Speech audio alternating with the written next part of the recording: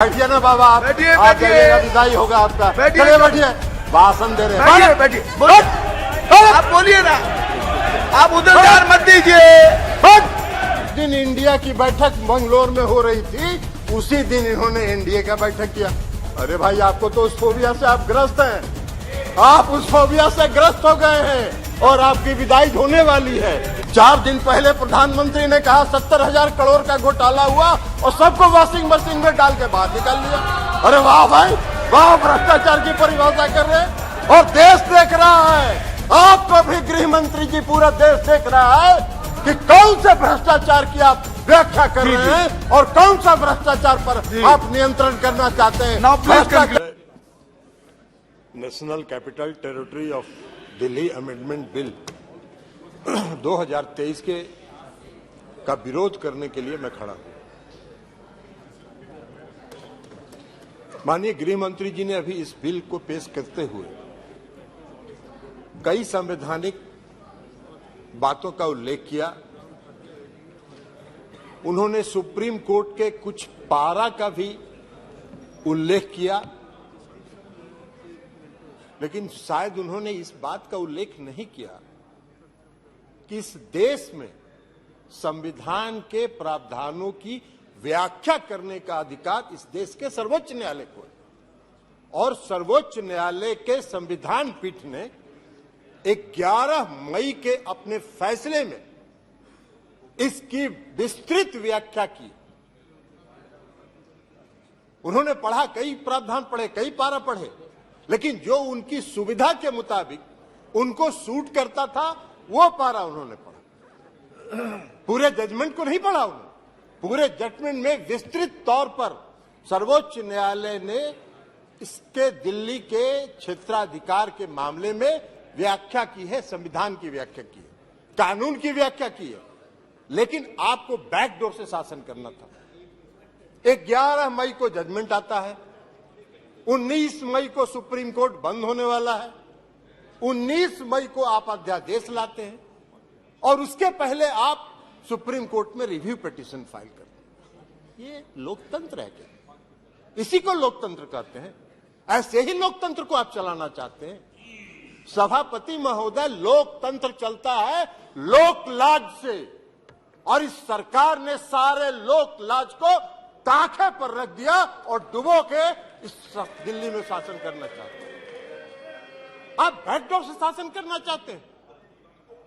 अभी माननीय गृह मंत्री जी ने बिल को पेश करते हुए कहा कि दिल्ली की सरकार 2015 में ऐसी बन गई कि जो भ्रष्टाचार के मामले में जिसका काम ही नहीं है सेवा करना।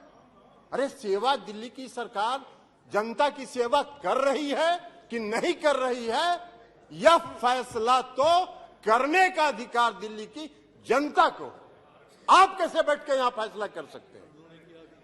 आपको कौन अधिकार दिया है यहां फैसला करने की? चुनाव तो आप भी लड़ते हैं दिल्ली में, लेकिन आप 3 सीट पर सिमट जाते हैं, 3 सीट पर सिमट जाते हैं और उसके बाद भी कहते हैं कि वाह भाई, दिल्ली में जो सरकार है उसको सेवा का काम ही नहीं कर रही है। कौन सा काम आप व्याख्या कर रहे हैं? आपने दिल्ली के एमसीडी को सारे लोगों को मिला के एक एमसीडी किया, क्या हुआ? हासिल आपका दिल्ली के एमसीडी के चुनाव में भी आप हार गए, फिर भी आप बोलने में बात नहीं आ रहा है, फिर भी आप बोल रहे। तो लोक लाज जब आप ताखे पर रख दीजिएगा तो यही होगा, क्योंकि आपने लोकतंत्र को समाप्त करने का निर्णय किया। आप अभी बात कर रहे थे गठबंधन की, आपने विस्तृत सुप्रीम कोर्ट के जजमेंट, हम एक पारा पढ़ना चाहते हैं, कई पारा को पढ़ा है। कल्याण बनर्जी साहब ने भी कहा है, बाकी लोगों ने भी कहा, फेडरल स्ट्रक्चर पर आघात है, संघीय ढांचा पर आघात है। ये जो अमेंडमेंट आपने ऑर्डिनेंस बिल लाया है, यह लोकतंत्र के खिलाफ है। सुप्रीम कोर्ट ने 162 पारा 162 का एक पारा, हम सिर्फ 4 लाइन आपको पढ़ के सभापति महोदय सुनाना चाहते हैं। We retreat that in light of Article 239 AA and the 2018 Constitution Bench judgment, the Lieutenant Governor is bound by the aid and advice of the Council of Ministers of NCTD in relation to matters with the legislative scope of NCTD. As we have held that NCTD has legislative power over services, excluding public order, police and land, under entry 41 in list 2, the Lieutenant Governor shall be bound by the decision of GNCTD on services as explained above. To clarify any reference to Lieutenant Governor over sub-services, excluding services related to public order, police and land in relevant rules shall mean Lieutenant Governor acting on behalf of GNCTD. सारा तो स्पष्ट कर दिया supreme court ने। फिर आपको क्या अध्यादेश लाने की जरूरत पड़ी? क्यों आप इंतजार करते रहे? आपने रिव्यू पिटीशन फाइल किया था, तो रिव्यू पिटीशन जब आप फाइल किए थे तो रिव्यू पिटीशन का आप इंतजार करते। रिव्यू पिटीशन में सुप्रीम कोर्ट का क्या फैसला होता है, लेकिन नहीं, आपने इंतजार नहीं किया। आपने 19 तारीख को सुप्रीम कोर्ट बंद हो रहा है गर्मी की छुट्टी के लिए, और 19 तारीख को आप अध्यादेश जारी कर रहे। आपकी मंशा है बैकडोर से शासन करना, मनोनीत लोगों के माध्यम से चुनी हुई सरकार पर शासन चलाना।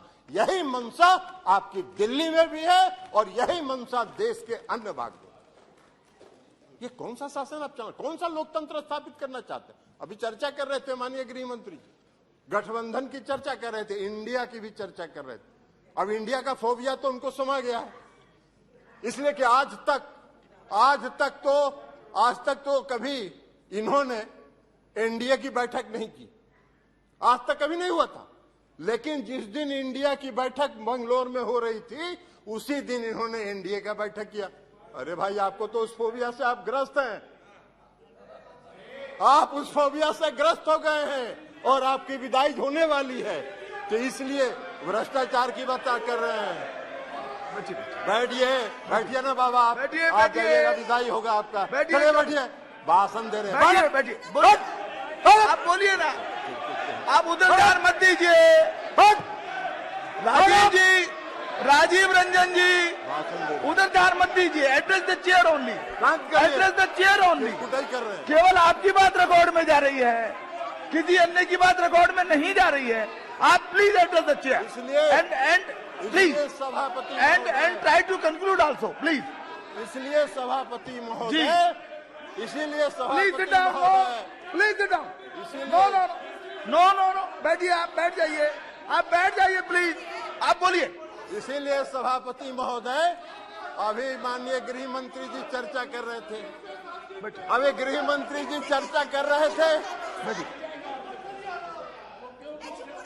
आप अपनी बात पूरी कीजिए ना। अभी माननीय गृह मंत्री जी चर्चा कर रहे थे। एक मिनट, आप प्लीज, स्वागत, आप तो बैठिए ना, बैठिए, अभी अपनी बात पूरी कर दीजिए। अभी गृह मंत्री जी चर्चा कर रहे थे, उन्होंने दिल्ली के भ्रष्टाचार पर चर्चा की।